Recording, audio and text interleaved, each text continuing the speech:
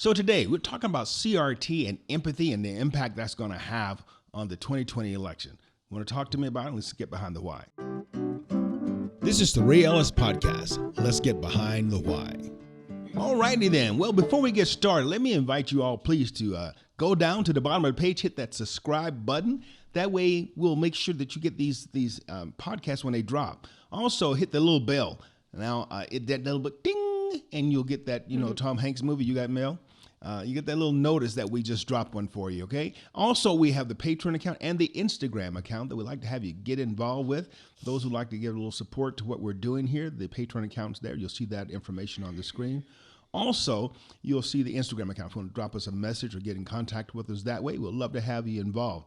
And one other thing, too, another way you can support the group if you want to, support the work, is you can go on to Amazon. We'll have that link there for my books. You can purchase those. We'll also use those to help support what we're doing here.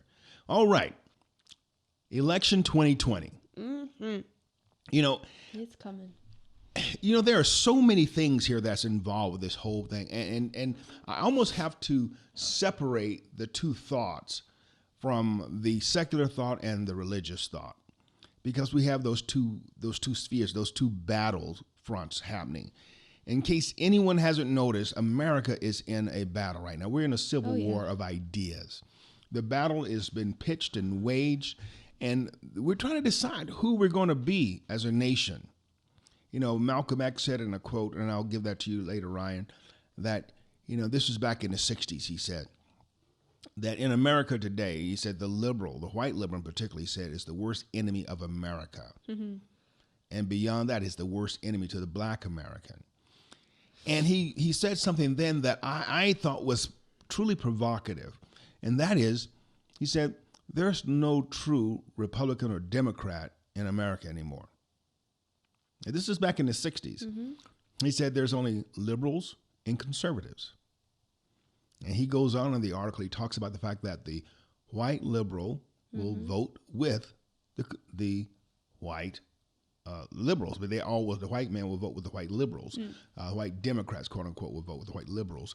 But they're not narrowed down by Democrat anymore. And that's why we see now this breakdown that we've seen in the Democrat Party here of late, where we call it the extremes or the new moderates, the new leaders of the Dems. They're really not new. Mm-hmm. It's just now that for whatever reason, under the push that we had under President Obama and then the campaign of Hillary Clinton, this idea of liberalism was given legitimacy. Right. And not even liberalism in its true definition, but more of a socialist leftist mentality. Oh, that's the extreme, yes. Because there's a difference between a liberal and a leftist, 100%. And now we've seen more of that rise of that leftist. And that's what we're seeing, that leftist mentality is rising up out of that morass, which was liberalism. Mm-hmm. And so what we are seeing is what Malcolm X talked about all those years ago, that in reality, Republican Democrat hasn't really mattered. Well, in this country, the last time we had a Republican that made a difference was Reagan. Mm-hmm. I mean, we'd think about it, and Reagan and Kennedy's ideas were quite similar in a lot of ways. Right. But since Reagan, we haven't had a dime's worth of difference between the Republican presidents and the Democrat presidents, and that's just the simple truth. But then, like in that quote you shared earlier with me off camera, Malcolm X was saying that Black Americans, though, still hold their allegiance to that Democrat idea. And I was like, well, here we are, not the 60s, still true today. Right. And it's interesting because this morning, Candace Owens had tweeted out that, I guess in an interview, Joe Biden had said, because he has his new black platform. Right. And I was trying to find the details on that. I could not find his platform. Maybe you can help me understand that. And I don't know I haven't really dug into it as much as hearing what he said. Mm-hmm. So I can't really help you on that one. But okay. But one thing he had said in the interview was that if a black person doesn't vote Democrat, they're not black. Did he say that? So then Candace Owens is tweeting out, and she says, okay, can you imagine if President Trump said that? And especially if he said ain't? Trump would be massacred, right? I hope you can find that quote for us. I'd love to see that on the screen. Candace Owens quoting the original person? Joe Biden. Joe Biden said if a black person doesn't vote Democrat, they're not black. That just goes back to what Malcolm X was saying. It's the plantation of the mind. And it is so weird. I told you about my experiment that I did back in 2016 when I talked to some members of my own family and friends. and I told them to write their ideas on a sheet of paper, just down the middle of a sheet of paper. And those of you guys at home, I want you to try and do this. Do this for me. If you're on the podcast or you're watching on YouTube, do this. Take a plain sheet of notebook paper, write down the middle the values that you hold. What do you hold to be valuable for you? Whether you're talking about the traditional family, whether you're talking about finances or education, just write those down in a list. And then what I want you to do is on the top of the right-hand side of the paper, write conservative. And on the top of the left-hand side of the paper, write liberal. And you can put in parentheses underneath there if you want to, Republican or Democrat. And then what I want you to do is look at the two candidates that are running, because those are the only two viable votes that you have. I mean, we have all these guys have this, I have a moral vote. I'm voting shut up, stop. Just get in the game. Get in the game, okay? We only got two candidates running. And then what I want you to do is take that sheet of paper you just created and just put a check mark underneath the party or the group or the ideology that supports what you believe. Now, I'm not asking you to choose a Republican story. That's not even important. But just choose the candidate that supports what you believe. Now, some of those are going to have checks on both sides. Some will have checks on neither side. But there's going to be one over the other that's going to have more checks than that one. And that's what you believe. So my question to you and to our listening audience is, why would you vote against what you believe? You see, when I did that experiment back in 2016, once the people I did this experiment with saw where their choices were going, not where my choices were going, they stopped taking the test. Right. And they would say, I can't vote Republican. I said, I didn't ask you to. I just can't vote Republican. I didn't ask you to vote Republican. I asked you to select the party that represented your values. Yeah, it's so... And it's that same mentality. It's that plantation of the mind. It is. And that's why I think those two thoughts come into play. That convergence of this false representation of empathy that's we're being seen today, coupled back with that philosophy of CRT and intersectionality. That's why I thought we could go with our conversation, because it's just, to me, I'm watching people destroy their own integrity for an idea. Right. So one of the things that I'm seeing a lot of, and I think is a misappropriation or a misuse of this idea of empathy, that we've allowed, again, that running philosophy that's been going on since the 70s, this idea of CRT, critical race theory, and this idea of using empathy now to make people feel guilty for not playing along with the plantation mentality. That's what I want you to speak to today. Go ahead. Right. It's so interesting because even when I was in school, I can say that now since I'm out of school again, but I took a class, and one of the central aspects of this class, we would discuss and have debates on empathy. And it was posed of whether like higher education should the purpose be logic and to develop thinking like logical people, right, or empathy. And I was like kind of confused because in my mind, I'm like, education, what? Like, why are we talking about this? Like, it was just very confusing to me. Right. But it was like this passionate thing about, yes, we do need both, but empathy. Like, you know, and they're just like raising this banner of empathy as like the goal. You know, it reminds me of the quote from the late Ravi Zacharias. You know, he just went to be with the Lord this last week. And he had said that people, this generation, have come to listen, see with their ears and feel with their eyes. And so, and think with their eyes, they said. See with their ears and think with their eyes. Right. Because we don't think it. We don't truly think anymore. We just feel. It's about how do you feel about a situation. So if you feel like that wall is green, it's green. It's like, whatever happened to simple logic? Well, it's like I had someone ask me one time am I an empathetic person and do I feel things deep inside me for other people? And I didn't even know really how to answer that question. I'm like, what does that even mean? Like, it sounds so emotional, but how do you I care, but can I understand everyone's situation truly? I don't think so. The real question is, should you? Should I? Right. Should you? But there's this push, and I think we see it definitely in the political world, this push for empathy. That's like the basis of really intersectionality. It's, oh, these poor oppressed people, like, oh, you deserve everything. Right. Okay. And then it's creeping into the church where there's this empathy. And this is where we get lost, because the example you just gave is creeping into the church, because it feels so real. It feels right. Well, and it sounds right to care. Yes. Because you should care. But then you got this thing where, this philosophy of thought, the three spheres of effect, we call it. You have this big, large circle, this big, giant sphere, and that's in that sphere of concern, the things in the world that you're concerned about. I'm concerned about the amount of rain that falls on the plains in Africa. Okay, I'm concerned about it, but I have no control over it. Right. Zero control, but I'm concerned about it. And then we have a little bit smaller sphere, which is a sphere of where we can have impact, or we can influence that, right? So I look at that and I go, okay, what can I actually fit in that second circle? That's a lot more things I can have influence on, right? Because as a praying man, I can pray about a lot more things that I can actually truly influence. If I have faith and have a relationship to that thing, I can influence it through, at least through prayer, should I say. And that's just being for purposes of description. We can affect those things. There's people we can influence or affect. But on the other hand, there's a smaller circle, and that's a circle of control. And this is where you see these people getting up here talking and screaming and yelling about all these things. 9 times out of 10, what they're fussing about is in that big circle. Climate change. That they have absolutely no control over.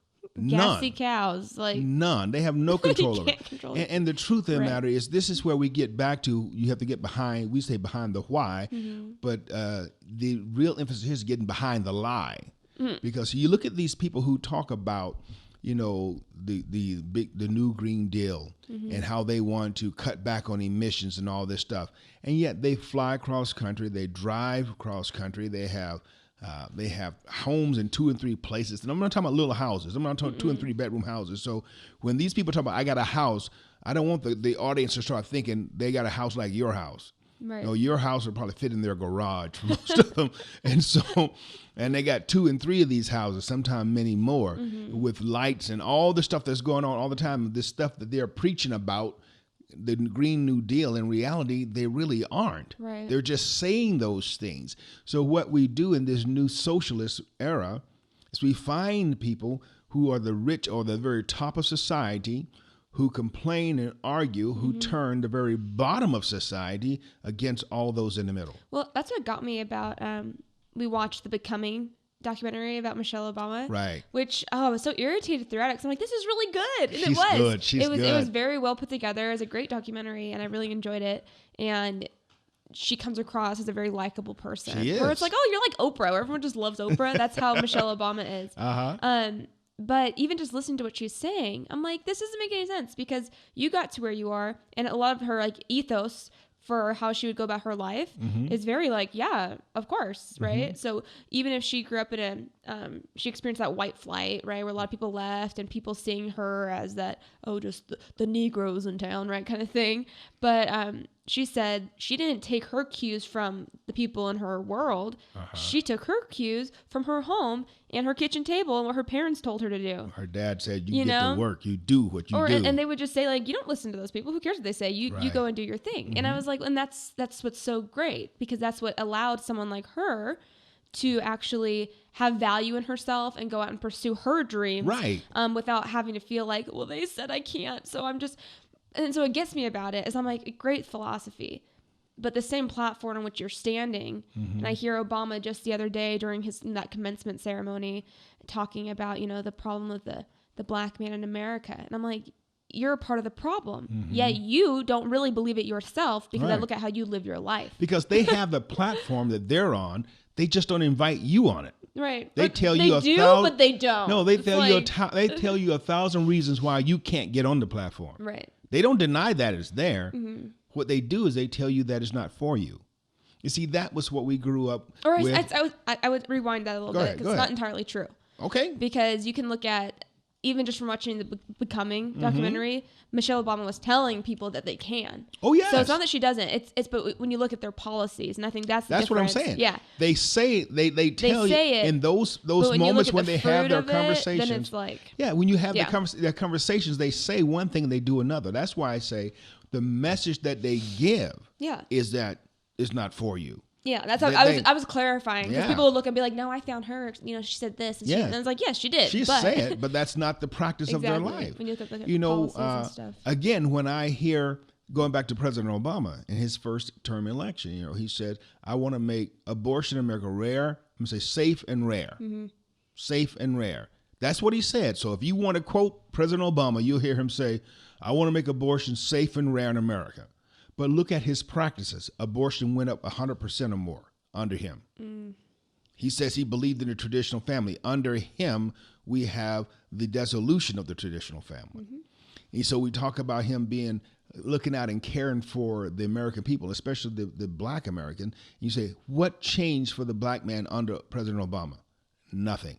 Other than talk about crazy division. You know, that was under his... he started off preaching about how we are one America and everything else, and everybody. And by the time he got in and got out, what happened? America was more divided under President Obama than we were back in not apartheid, but during the civil rights. Sure, felt like apartheid. No, but like I don't know. I mean, even now it seems like we're just getting more and more and more and more divided. So I'm just really curious as to how this whole thing's going to play out, honestly. I think what has to happen, and I'm going to divide it into two camps. We talk about the Christian, and I'm going to talk about the black man within the Christian group. So those two different camps. One is that for the Christian, you know, as I do, I get a lot of, we've gotten more feedback on our web podcasts and comments about CRT than anything else. And most of those people who contact us have talked to us. They're out of the Southern Baptist denomination because they're going through this trend right now where, for whatever reason, their leadership is wanting to adopt this critical race theory as part of their platform. Right. And one of the last comments I had on there, a young lady, I won't call her name, but she apologized. She says, "I know that how does she say it? It's like, you know, something to the effect of, I know that me being white shouldn't really have to speak to this, but I'm so glad that you guys have spoken out the truth about CRT and how detrimental it is to the Christian health." And I thought, that's the problem. You see, is that now she's having to feel like she needs to apologize to us because she's white. And I'm like... Or saying, like, I can't speak to this because I'm white. That kind of attitude. And I'm just like, how does that even get legitimacy? Because of those voices who say it gives it legitimacy. Right. So and it makes people feel bad. If I have to tear you down to build me up, how is that good? Right. You see, and this is what we have done.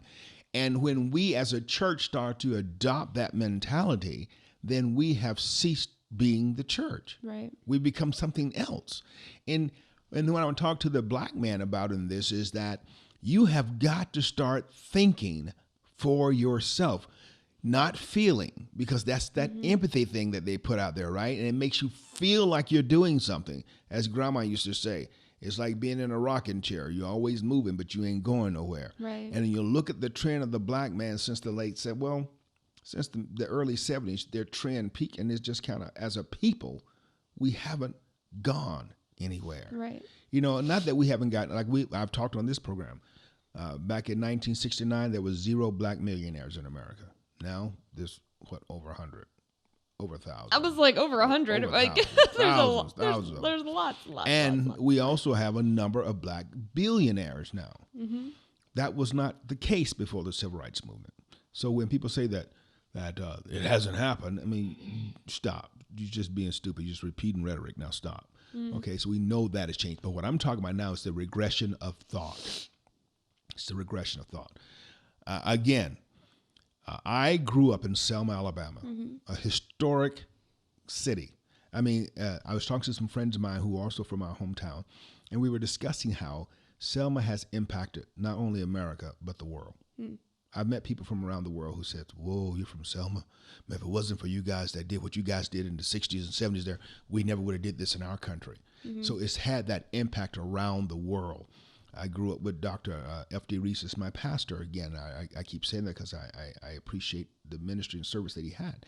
A man who's iconic that people knew from around the world. That this guy, man, he's like, wow, he's like Nelson Mandela. He did all this stuff here in the South.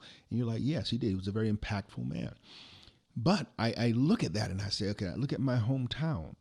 And our hometown was a much different kind of place than it is today. When you drive through Selma, Alabama now, you have a lot of streets that are named after black activists. But you can't really drive down the streets because they're so torn up. And there's houses falling apart. Looks like inner city Detroit. It really does. And it's been under black leadership for the last 30 years. Or at least the last 20 years. And so it's not about white folk, what white folk won't do. But if we sit here and we allow ourselves to feel this mentality of victimization, and that's what CRT does for us. It totally does. And that's what gets me. And I think that's why you have a lot of these leaders, black and white and other colors and the rainbow, because leaders in that position, right? Like you said earlier, they benefit from the masses having that victim mentality. Right. And so they don't have that victim mentality or they wouldn't be where they are today. Think about it. It's like, come on. I look at LeBron James, who is the biggest crybaby on the court and about politics. Like, LeBroning. Always like, I can't disagree with you. I love my boy's game, but darn, LeBron, come on, man up. I know. Gosh. He's such a crybaby, but like, he's like last time we talked about, but he says that, black people were hunted all the time. It's like, oh, please stop. Like, you are not. And I know Candace Owens and Larry Elder were all like, dude, the only thing that you're being hunted by is paparazzi. It's like, you're not hunted. You're hunted by people who want to use your image to sell their product. And you look at his life. Like, he started out not successful, right? The way we look at it. He grew up in the ghetto. Single parent household, okay? In the ghetto. Poet and Poe. And he worked his butt off. He had skill. He went through open and doors. He marginally, man, he used it. He used it, like, huge, right? And taking care of his mother, like, props, dude. Yes. But I'm like, really? Out of all the people, you're like, we have it so hard. I can't go out the door unless somebody's hunting me. It just gets me because I look at, like, honestly, a lot of these people who didn't start, like Oprah Winfrey, for crying out loud. She didn't start where she is now.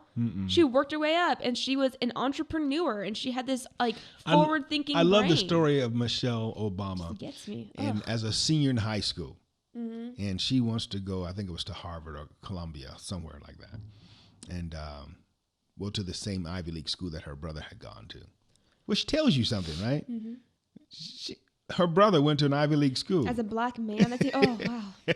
And so this is the second child in this family who's looking at an Ivy League school. So, and their family weren't rich. They weren't, not from the documentary, unless they lied in the documentary. And if it's actually her parents were like these kings and queens. You know what I'm saying? So the family, but they worked to achieve the dream. Right. And so she talks about as a senior in high school, when she's putting in her college package, the counselors tell her, "Oh, I don't think you can make it at Dartmouth," or whatever it was her brother had gone. But she said, "You know what? I know what my dreams are. And I'm going to take your doubt of me and let it fuel my fire." And so this is the message that we heard growing up. I told you often about the story that I had when I was in junior high school, when one of my teachers told me, he said, "The only thing you'll ever amount to in this life is being a trash man." You're a little black kid, this guy, the teacher tells you that, and you're like, so I looked at him and I was like, you know what? Bump you and the broom you rode in on. So I got him, walked out of his class, and decided from that day forward, he had nothing else to say to me. And I respected him. I took his class. I mean, Geraldine whooped my butt if I disrespected him. Right. But I just didn't listen to anything he had to say because his view of me was way below what my plans were for myself. Right. And so I couldn't listen to him. But that was the rhetoric of my time. But now what they do, like these leaders do, is they'll constantly throw that back in your face. Remember when he called you this? Yes. Remember when he called you that? Oh, it's so hard. And now you can't do anything. And then after they get you all riled up, then they'll be like, you can do anything. And it's like, please, now you got them all mad, killing each other, and now you're like... You cut him up. Was it the death of 1,000 cuts? You cut him livid, you couldn't let him bleed to death slowly. Yeah, I'm going to let you bleed to death and then try to build you up. It's like, please. I'm going to take all your strength from you. Now go run that marathon, son. You can do That's it. literally what they do. And I'm like, this is the dumbest thing But I've ever this is seen. why we come back to this idea that we have got to start thinking. We've got to start thinking. I was watching this little blurb last night on Biden and the black vote, the black electorate. And they had this one guy talking. And I'm watching his face, just reading his body language. And I'm going, he's lying and he knows he's lying. He's talking about how good Biden has been for the black man. All these things that Biden has done. And then he starts talking about, well, the young black is really behind Biden right now because they wanted to be behind, Bernie, but they couldn't really get behind Bernie because Bernie excluded the young black. So he's not got the blacks in now, but the older blacks. And then he goes, they have their Christian beliefs, but they really believe in what Bernie said. But then there's urban blacks. I'm just watching his faces, but I'm like, dude, you don't even believe what you're saying. You don't even believe it. You're like, you're not even behind Biden, dude. He's probably going to support him because that's where his check is coming from. Exactly, but he doesn't believe what he's saying about the black community. Right. But the problem is the black community will believe him because he has a black face. And because he said that we are on Biden's side. Now, how many of those people are going to have enough nerve to even think differently, let alone act differently? And so we talk about our power and all this stuff, but we just roll over and let our belly up come elector time. We during election season, we have notoriously, as a people, given our vote to a party who has done nothing but cut our throats And stab you in the back. And Malcolm X said it best. There is no such thing as Republican or Democrat, not in the truest sense. That's why they can do all the things they do together, because they agree. Now, the thing that is shaking up this boat. That's so true. That's what you need to look at. I saw a picture and I'm sure, okay, you can be nice to people you disagree with. But then there's times where I'm like, this is a little too cozy, right? You got people like George Bush with like the Clintons and I'm like, it never made any sense. And I was like, y'all act like you're best friends. Y'all best buds. I'm like, you're supposed to be philosophically opposed. I'm like, how can you be best friends when there are children being murdered? Yes. Like, and something is not adding up. It's just like, I was no. like, no. Now, I have seen President Trump be civil with people he disagrees with, but they do not hang out. You don't see him and Pelosi hanging out, do you? You don't see them exchanging smiles. It's more of like a, hello, I'm happy you could be here. You know how Pelosi had all those pens, right? She was handing one to Trump, too. Here's a pen for you, Mr. President. And ripping his State of the Union. It's like, oh, my word. See, but the bigger thing, even more important than that, was look at the difference of what happened between Clinton and Bush. Right. Nothing. That's exactly. It's just like this. Little shallow waves. Clinton was pro-abortion. Bush was anti-abortion. No change. No change. Yeah, it makes you wonder. You're like, they both spent money like crazy. They just spent money on different things. Obama spent money like he was like, bank y'all. He was spending, and you know what I love? He was spending money like crazy. I love the video and interview when he was leaving the presidency. And he says, I'm happy to say that I think I had the only scandal-free presidency in all administration, right? Scandal-free administration in like the history of America. And I'm like, dude, come on. It's just funny to me because I'm like, you know what? What strikes me is that they would say it. That's what I'm saying. It's not that they're because confused. He's smart, Dad, because he knows, and this is sad. This is a sad reality. He knows that your everyday black individual won't believe anything they say bad about him anyway. Exactly. And I know they don't. I mean, you look at Obama. And so right that's now, how he can get away with this stuff. You look at Obama right now in the black community, man, he's almost like Jesus to them. I'm telling you. No, he could say a ball-faced lie. And people will just and people would know it's a lie and still be like, it's okay, it's him. Because he's black. And then they'll say stuff like, well, the white folk been lying all the time. So what's this? It's like, you don't justify one evil with another one. That's what I mean. It's this thinking process that has just stopped. And when I think about, the culmination of human history, we talked about this a little while ago, is that this pandemic has done something for human history that nothing else has ever. And that has unified the movement of the American people, but the human race, in one direction. It has shown the blueprint, the pattern for controlling, quote unquote, the herd. Right. And this is exactly what the Bible talks about in the book of the Revelation, is that in those last days, it's going to be that centralized government, centralized thought. And now people are talking about with the 5G and all that's going along with that and how that's going to be used to track all the stuff that goes on with it. And I go, yeah, that's what the Bible says is going to happen. You know, these things are going to happen. They really are. The question is, as a believer, where will you be? Right. You see, this is the danger for all the people who are playing church. And I speak to you. I want this to touch your heart for a second. This is the danger of playing church. The Bible says that in the last days, these troubles are going to be so intense that they would deceive even the believers, the true believers, if it were not for God protecting them. So now if the true believers will be tested so intensely, you who are playing church, who don't have a real faith in Jesus Christ, you don't have a chance. When these lies come out, they're going to sound so good. See, that's when you tell a lie, and people will tell you all the time that if you want to run a con on somebody, you got to come right next to the truth. Right. You got to come right next to it. You know what? It's so true because so when I graduated a couple weeks ago, right? Yes, and we're sitting there, we're sitting there watching the ceremony on TV because it was a little different. It was weird. But I had just told you guys we're laughing, and I was like, y'all should be happy you're not sitting next to a flaming liberal feminist to like leftist because college, especially higher education, and what I've noticed now going into your master's programs, especially in like the humanities, are so leftist, like more so I'm sure than other ones. Yes. And I'm pretty sure probably the higher you get up, the more it becomes that way, and just the academy itself. And the truth of the matter is, and I was like, thank you, Lord, because this has been just going through a master's program, 2 years, but a very intense 2 years for me. And not even necessarily when it comes to academic aspect. I think I tend to be more of an academic, so I like school, I like to learn, and I can write papers. That's not too hard. But when you start, but when you start to deal with like the emotional aspect and what you believe, that's the emotional taxing thing.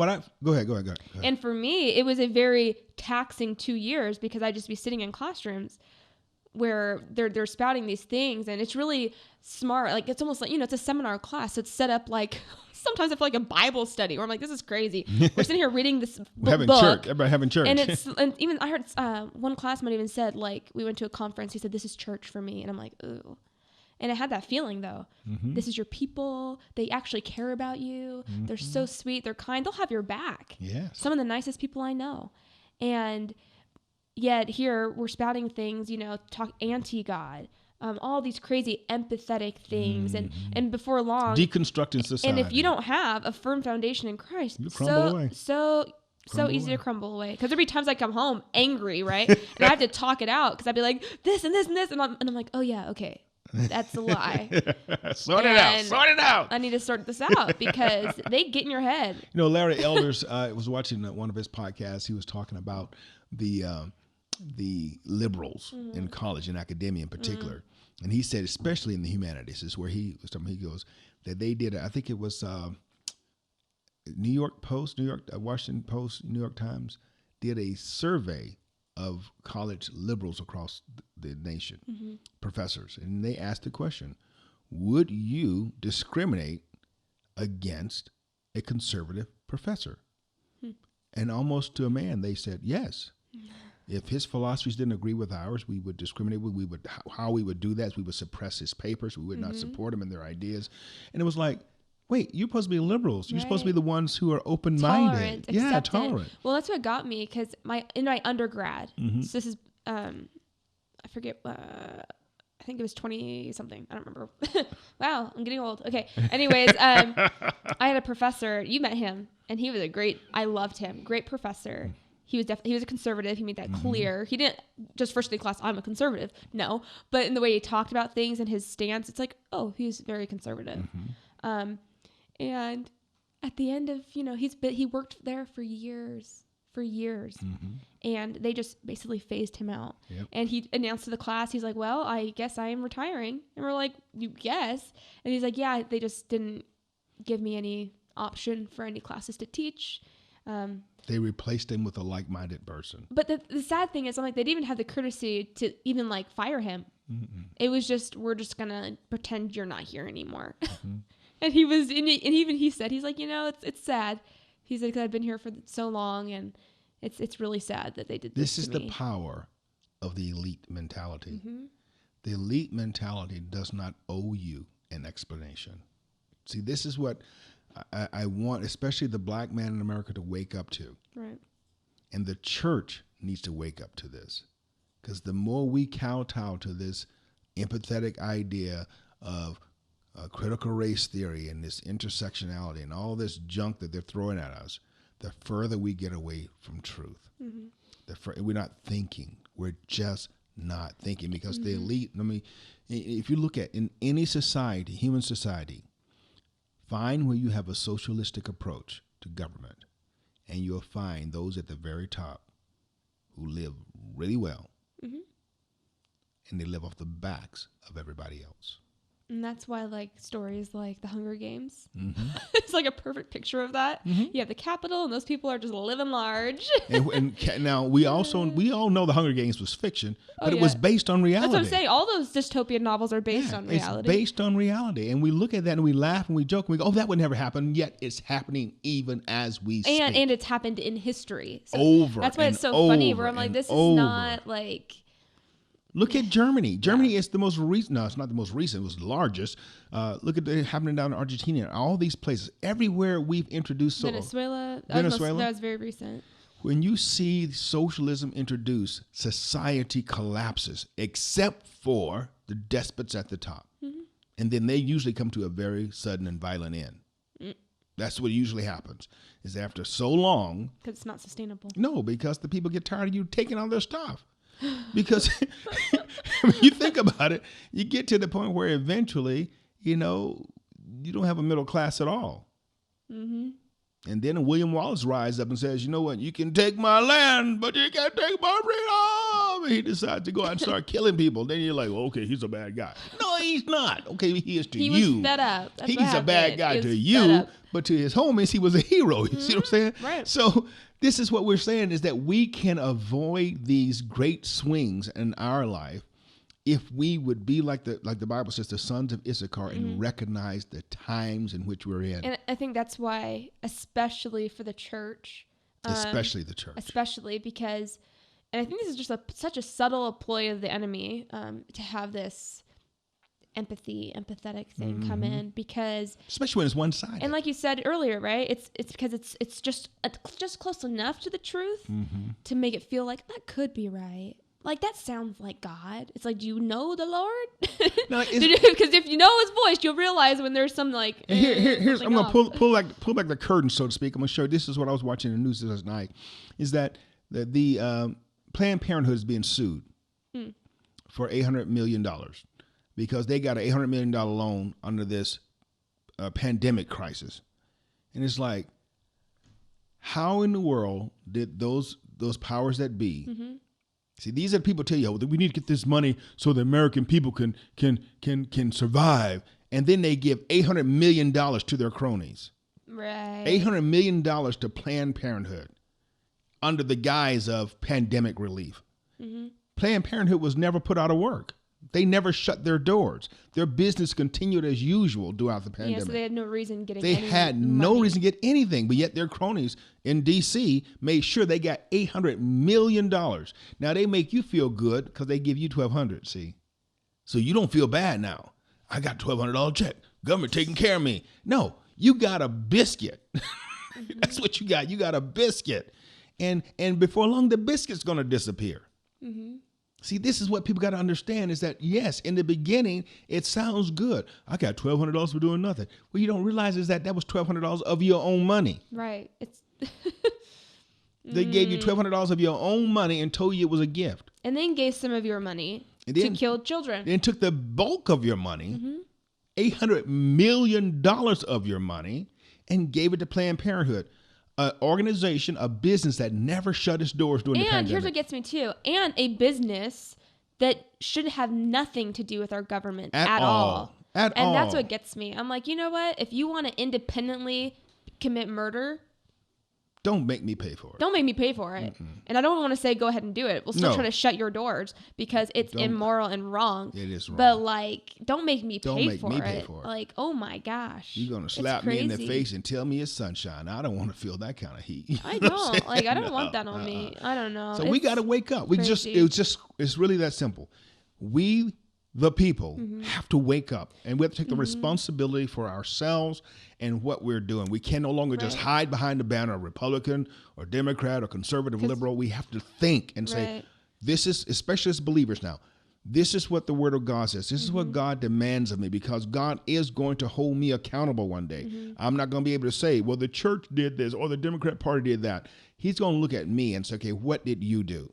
Right. And what we see a lot too, I think, and a lot of young people are totally attracted to some of these like more younger, hip preachers who are just so passionate and they're full of emotion. Right. And I was like, and it's because it moves you and people want something quick and they want this just really quick, feel good thing. And I was like, yeah, but they also forget that, like, what does the Bible say? Come, let us reason together. And I think the problem is we're getting so much in the feelings of things, forgetting what the Bible also says is that your heart is deceitfully wicked. Who can know it? Who can know it? And so it's like, don't follow your heart. I don't care if you have an emotional experience. Like, judge that experience against the word. People have been led wrong because it felt good. Oh my gosh. I know I have. Your mother and I, you know this, we were once in charge of what we call group home parents. We ran a foster home for kids. And a number of those kids had come out of really troubled situations. And after I became a deputy sheriff for Orange County, I ran to a couple of those kids who had come through the jail system. And one in particular was on his way to prison. He had killed a guy. And I asked him, I said, what happened? And he said, Pop, they still call me Pop, you know. I pulled him out after hours one night, so we just talked.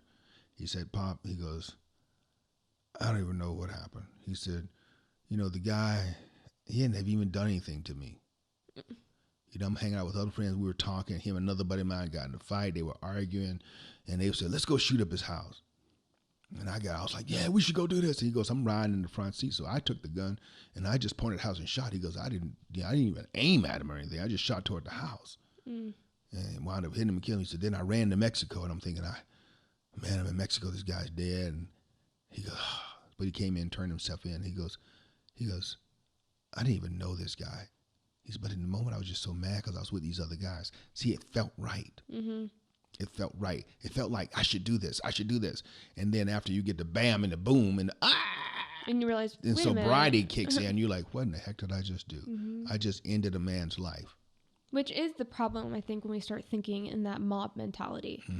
And I let what's making the crowd get I let that get me Next thing you know, we're all just crazy. All just for real, you know. And I think that's what we see because people are just nuts. I mean, even in the thing about this elite mentality is they do not hesitate to use anything to their advantage. So right now, I'm hearing a lot of rhetoric come out of the black community of how the coronavirus is targeting black people. And it's like, so it has nothing to do with your responsibility, right? It has nothing to do with you being out there. No, I heard how this thing was engineered. It actually engineered and it seeks out melanin and it just like, yeah. You know, I'm just like, it has nothing to do with the fact that you're out there cross-contaminating each other and not, you got these bad health situations already and you go out there anyway. You smoking like 6 packs of cigarettes a day, and yet you go out there with people who have a respiratory infection, and you pick it up, and then you want to blame the government? You want to blame Trump because you got a respiratory disease when you're not taking care of your own body? And the whole stupid thing they have going on with the nursing home, he's blaming Trump. You put a bunch of sick people in the same place together, and then you wonder why the disease spreads among those who we know are most vulnerable anyway. Right. We know that. The flu every year kills the very young and the very old in this large. Now, people die of all ages, but the very young and the very older ones who die the most are those who have a compromised immune system. We know that going in. And now we have a different type of type infection, and we just ignore everything we know about science. This is what I mean by having that empathy, that we're going to feel this thing through. And it's like you ignore everything you know to be true to do something you know is a lie. and then we wonder why it blows up in our face. It's so interesting. So people get on Trump, and even when I was in school, they got on him for using war type metaphors to talk about coronavirus and talking about how it actually creates a war mentality in people, and it was just terrible. And I'm like, okay. But then Pelosi gets on the other day, and she's using family metaphors. These aren't just people. These aren't soldiers. These are our brothers and sisters. And I'm like, okay. I think personally, you're just talking about two different sides of a same coin that can be used to abuse, whatever. But you can just see the emotionalism there, okay? And then she's coming from that very leftist mentality, and it's all like, our brothers and sisters are dying, and they're, all these things. It goes back to the truth. Pelosi don't believe what she's saying. I know she doesn't. I think that's also why I'm kind of she's the one to who it. said she's the one who said that they're not your brothers and sisters. Walls are immoral, and yet she has a wall around her house. Yep. She's the one who says people shouldn't have guns. Yes, she has armed guards. And then she's so funny because when she called Trump morbidly obese, and then she says, well, I was just giving him a taste of his own medicine. And actually, it was a kindness because it's just the medical term. I'm like, being mean. But then she tried to cover it up by being, I'm just being Here's kind. another thing, too, about So about this critical race theory and this idea of empathy, right? Now, this is how stupid it gets. Now, please listen to me. Please hear me. Please. Joe Biden is the Democrat nominee. He's going to elect a person to be his running mate, which would be the second most powerful person in the nation, principally the world. And does he put out an application for the most qualified person? No. He says, I need a female. What in the heck does that mean? And then he says, no offense to the transgender and are you planning on having babies? What do you need a female for? Do you know Joe? I bet he is. Let's be real. He wants a nice little lady in there. You don't need a female. You need a qualified person. But this is what CRT does. It goes, okay, I'm not going to look at people who are qualified. I'm just saying, if you know Joe Biden, it makes sense why he wants I'm just thinking the stupidity of this thing. It is dumb. And this is what will happen if you talk to your average person, especially, I'm going to pick on us again. Talk to your average black person. They'll say, oh, yeah, Creeper Joe, that's stupid. But then they'll go out and vote for him. I don't understand this. They'll say, why won't he get the best person? And then they'll say at the same time, well, if he gets a black woman, that makes it cool. It's like, no. If she's not more qualified, why does that make it okay? I'm thinking, I see a few people on the horizon. It won't be Kamala Harris, I guarantee you that. I think it's going to be Stacey Abrams. It won't be Kamala Harris. Stacey Abrams, which is hilarious. Like, yeah, she's I don't know. She's the one that was in the grocery store that acted a fool. No. Which one was that? Which one was that? That was the girl That's from Georgia. I don't remember her name. Oh my gosh. No, this Stacey Abrams is she can go to Georgia. She can be a state representative, make that kind of a lying statement, go online, do all the stuff that she did was a lie, and still hold her position in office. Come on, tell me. Yeah, I forget her name. I hope we don't ever hear her name again, but she gonna be back. I'm just like, she can go and lie the way she did, and then come online and then cry and boo-hoo and make up all this stuff about this guy, and then still go back to the Capitol. No, what made that so funny? I can't believe what that. made it so funny? And this is where I was like, no, what made it so funny was the guy wasn't even white. He even said, he's like, I forget where he's from. Where was it? Do you remember? It was one of the romantic countries. No, I thought it was from like Latin America. Somewhere. I said from the romantic countries, yeah. Are those romantic countries? Yeah, Latin, France, yeah, all those are called the romantic languages, yeah. Trust your daddy. There's not Latin. I'm not talking about the language. I'm talking about I know. Country. I'm talking about the culture, yes. Like Central America would be considered like France? It's the romantic languages. Okay. I know the romantic languages, but I didn't see that as like country. All right. I'm just saying. Never heard that. I thought he was Jewish. Was he? No, he was from like. But he goes, I didn't even vote for Trump.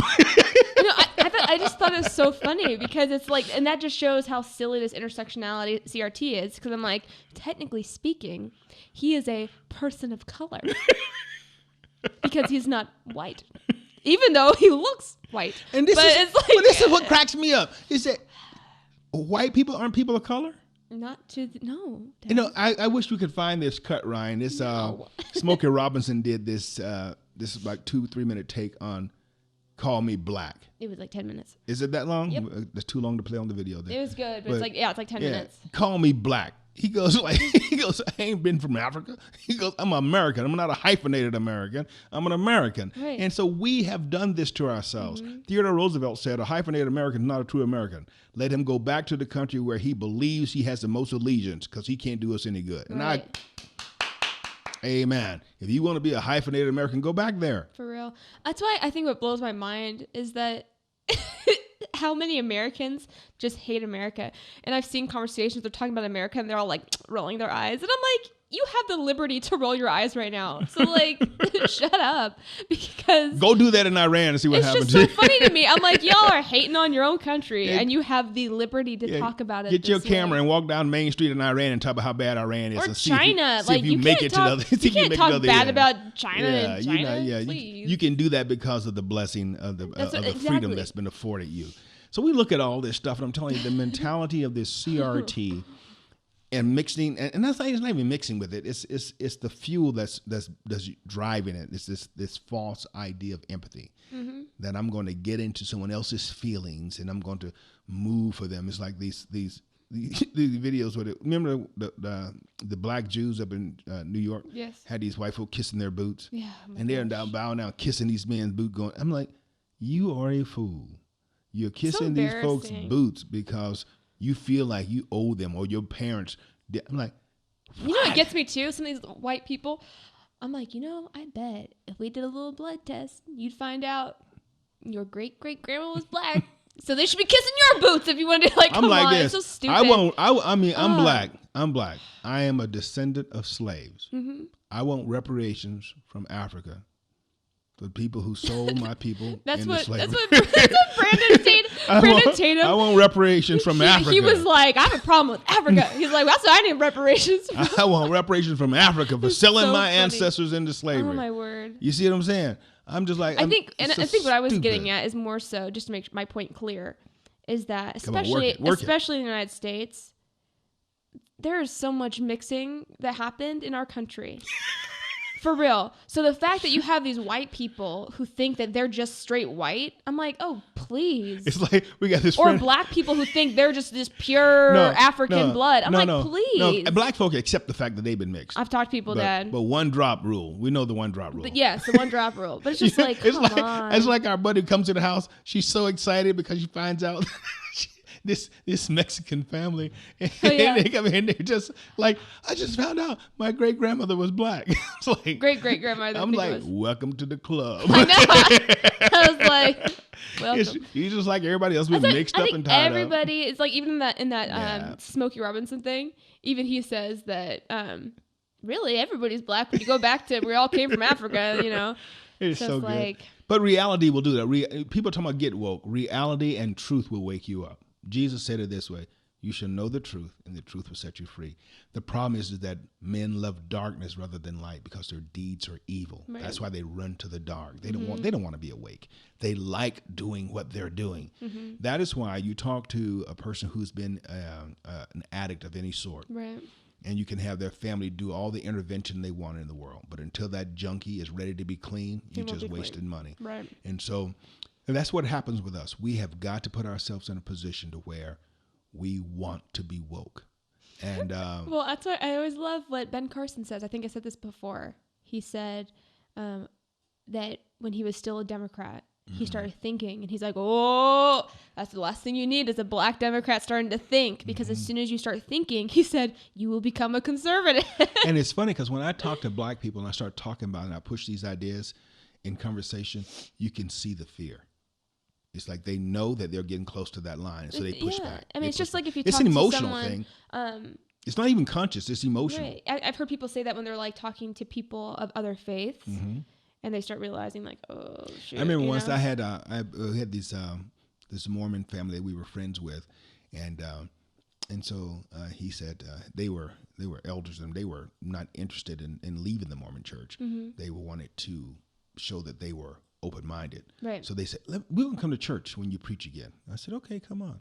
And I remember they came to church and they sat on the front row where your mom sat, and I'm watching them the whole time. And the guy was looking just overtly happy. The wife was like, She's like, She was wait, scared she's to probably death. like, wait a minute, this is not what I thought it was. And it's like, and it's that pushback. And I Right. understand that because 100%. this is your faith. You want to defend your faith. I understand that. I think that what they believe is in contradiction to the Bible, to the Judeo-Christian tradition. I'm not knocking that. I'm saying that, but I understand why she would resist that. Oh, 100%. I understand why she would Well, resist especially, that. I think it's the same principle that applies to why someone who especially is deep in the Black community, Yes. when it's hard to break that tie to being even just a Democrat because of all of the identity that's Because built all into that it. emotion is interwoven in there. And the thing with politics that's so different than religion in this regard is that the fabric that we're woven into is all false. That's the problem. It's all false. The threads won't hold. If you put actual pressure on them, they won't hold. They'll come apart because they're not true. When you look at the history of this true liberalism or socialist that we're looking at now, that mentality that's been living inside the Democrat Party since forever, you'll find that they have not been true or good to the Black man in America. Right. They have not been. And so that's the problem we're facing, is that we have got to come to the place where truth matters. Which brings me to another point about the truth. We're out of time. There it is. We're out of time. So, hey, I want to thank you guys for joining us behind the why. I hope our conversation stimulated you to think. It's not our purpose here to make you agree with us. We think you will if you examine the facts, but what we really want you to do is to think. Be a thinking person. Just ask yourself, why do I believe what I believe? Look at the facts and dismiss them from your emotions and come to the truth, and you'll find yourself just like us, living behind the why. So until next time, God bless you. Peace. Love you guys.